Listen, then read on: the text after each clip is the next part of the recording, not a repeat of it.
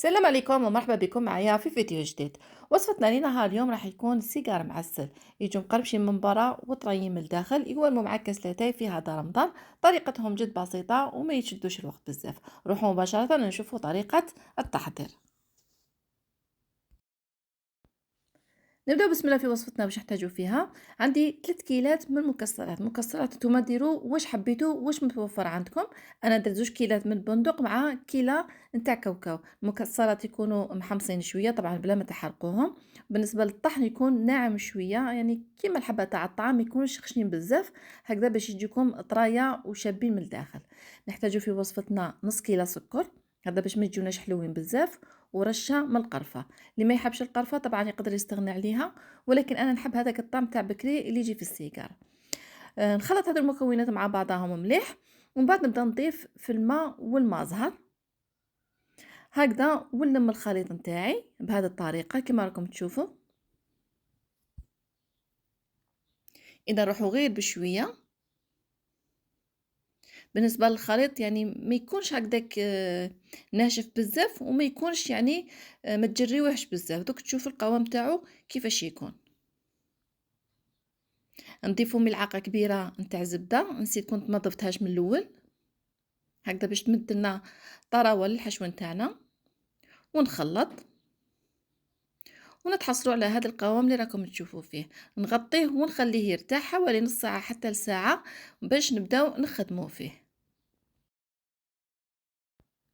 بعد ما ارتاح الحشو الان نبداو نخدموا فيه. قسمت انايا الورقه تاع الديول على زوج. نحتاجو غيره اللي متكون من الماء والفرينه، نخلطوهم مع بعضهم باش نلصقوا به. وبالنسبه للحشو انايا وزنته 25 غرام كل وحده. ونلف بهذه الطريقه، تلفوا وتزيروا وتغلقوه هكذا في الطرف نتاع الحبه تاع السيجار تاعكم، نتحصلوا على هذا الشكل. اذا ما حبيتوش ديروا الماء والفارينه تقدروا ديروا تغرقوا ببياض البيض.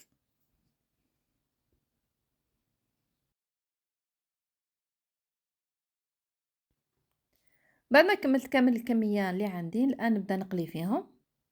بالنسبه للنار تكون متوسطه، يعني ما تكونش عاليه بزاف، هكذا باش السيجار تاعكم يطيب لكم مليح، يدي لون شباب وما يبقى لكمش اخضر من الداخل. تبقاو هكذا تقلبوا فيهم حتى نتحصلوا على هذاك اللون الذهبي. نصفيهم مليح من الزيت، نقطرهم مليح من الزيت، نحطهم هكذا في ورق باش هكذا يشرب لنا شويه الزيت، ماشي بزاف، حوالي 5 ثواني حتى 10 ثواني. ومن بعد نحطهم مباشره في العسيله. بالنسبه للعسيله ما تزيدوا لها حتى حاجه، وتخلوهم يتشربوا.